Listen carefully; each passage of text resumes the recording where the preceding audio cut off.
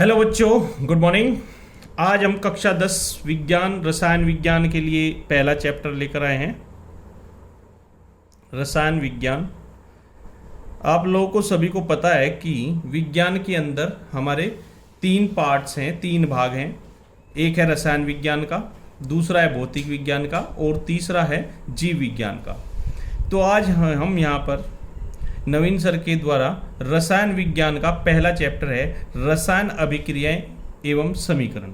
तो ये पहला हमारा चैप्टर है। आप सभी को पता है कि रासायनिक अभिक्रियाएं और समीकरण को इंग्लिश में क्या बोलते हैं? Chemical reaction, CEHEMICL, chemical reaction and equation. अब आप सभी को पता है कि केमिकल रिएक्शन होने के लिए क्या होता है, अभिक्रिया होने के लिए क्या होता है, और उस अभिक्रिया को लिखना वो कहलाती है समीकरण। तो रासायनिक अभिक्रिया होती कैसे है? इस रासायनिक अभिक्रिया में 2 पार्ट होते हैं। एक पार्ट होता है जिसे हम बोलते हैं अभिकारक। उसके साथ एक तीर का निशान होता है। जिस तरफ तीर का चिन्ह होता है, जिस तरफ तीर की नोक होती है, उस तरफ रिएक्शन गतिशील है, अर्थात उस तरफ रिएक्शन हो रही है, उस तरफ अभिक्रिया हो रही है। और अभिक्रिया अभिकारकों के साथ क्रिया करने के बाद हमें प्राप्त होता है उत्पाद, यानी कि प्रोडक्ट। इंग्लिश में अभिकारक को बोलते हैं रिएक्टेंट, और जो प्राप्त होता है उसे बोलते हैं हम प्रोडक्ट। ठीक है बेटा।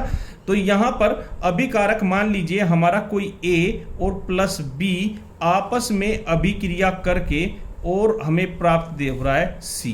तो यहां पर जो हमने रिएक्शन का ये जो तीर का निशान C की तरफ किया, तो ये दर्शाता है कि हमारा A और B मिलकर C को बना रहा है।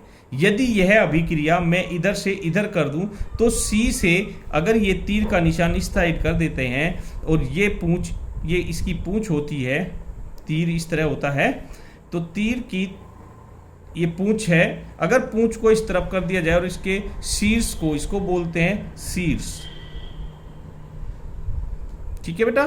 तो यहां पर शीर्ष को जिस तरफ होता है, इसका शीर्ष जिस तरफ होता है, यानी कि सिरा जिस तरफ होता है उस तरफ अभिक्रिया होती रहती है।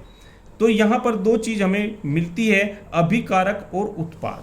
तो किसी भी रासायनिक अभिक्रिया में अभिकारक आपस में मिलकर उत्पाद का निर्माण करते हैं। तो रासायनिक अभिक्रियाओं के लिए छोटा सा पॉइंट था, इसलिए ये हमने बताया, क्योंकि ये हमने 9th क्लास में पढ़ रखा है। इसको रिकॉल करने के लिए हमने इसको देखा। इसमें 2 चीज और आती हैं। एक चीज आती है रस समीकरण मिति और दूसरा आता है अरस समीकरण मिति। एक आता है रस समीकरण मिति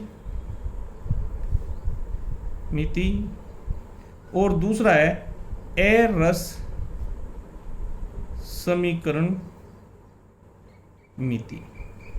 रस समीकरण क्या होता है और अरस समीकरण क्या होता है?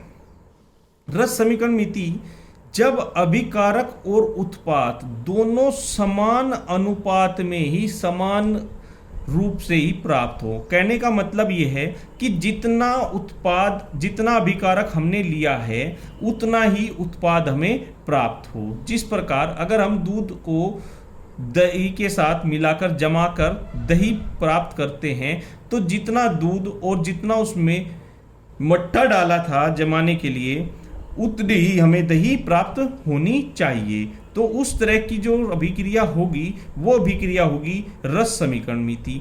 जब अभिक्रिया में किसी अन्य प्रकार का दोष हो जाए, अर्थात अभिकारक और उत्पाद दोनों एक समान ना हो, जिस अनुपात में हमने ये दोनों लिए थे और उतनी ही क्वांटिटी, उतनी ही मात्रा अगर हमें उत्पाद की प्राप्त ना हो, तो उस प्रकार की अभिक्रिया रहती है अरस समीकरण मिति। अर्थात जिस रेशो में एक रिएक्शन है, जब आप नाइट्रोजन की अभिक्रिया हाइड्रोजन से कराते हैं, H2 से कराते हैं, तो जो उत्पाद प्राप्त होता है वो होता है अमोनिया गैस NH3।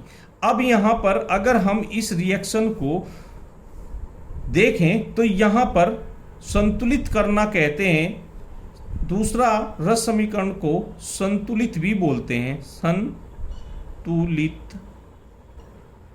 संतुलित अभिक्रिया,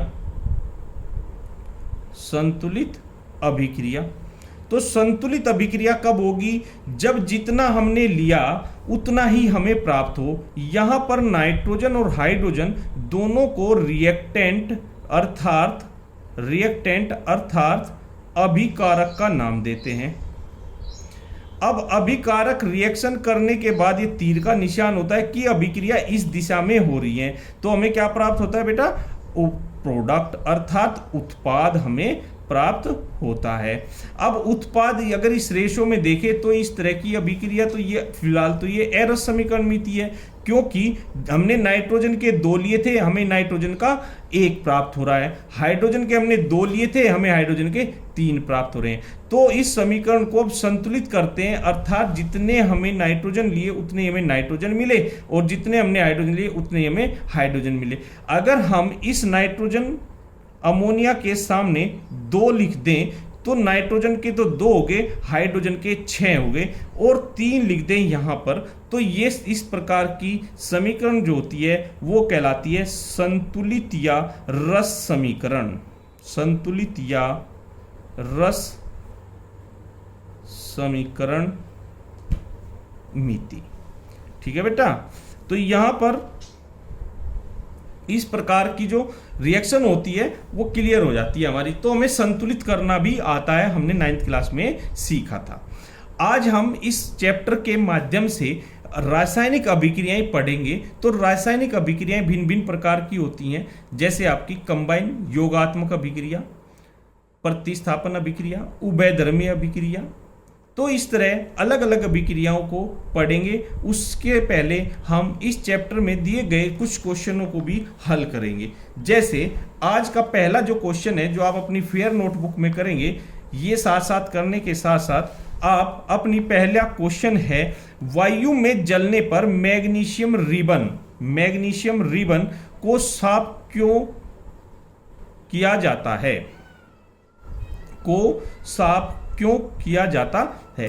तो यहां पर इसलिए किया जाता है क्योंकि मैग्नीशियम एक ऐसा है, मैग्नीशियम Mg जिसको हम बोलते हैं मैग्नीशियम रिबन को रगड़कर साफ इसलिए करते हैं क्योंकि मैग्नीशियम वायु में उपस्थित या ब्रह्मांड में उपस्थित ऑक्सीजन मतलब O2, Mg प्लस O2 जब रिएक्शन करते हैं तो MgO बनाते हैं, यानी कि मैग्नीशियम और वायुमंडल की ऑक्सीजन आपस में अभिक्रिया करके, दीज आर द रिएक्टेंट, ये क्या है? अभिकारक हैं ये हैं अभिकारक, और मैग्नीशियम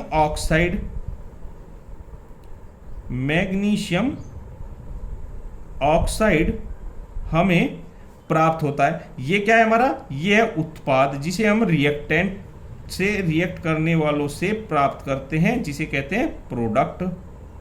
ये हमारा प्रोडक्ट है।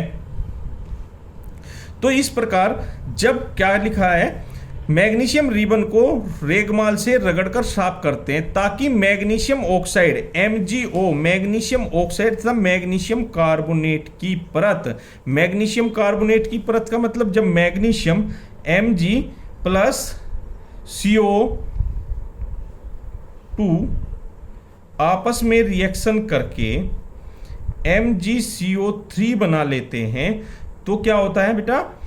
ये परत बन जाती है किसी भी मैग्नीशियम रिबन के ऊपर। तो ये है आपकी कार्बन डाइऑक्साइड, वायुमंडल की कार्बन डाइऑक्साइड जब मैग्नीशियम रिबन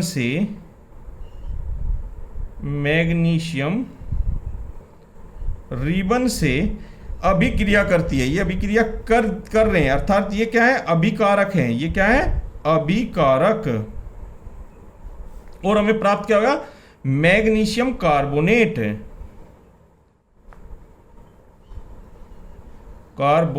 मैग्नीशियम कार्बोनेट अगर हमें प्राप्त होता है, ये क्या कहलाता है? उत्पाद।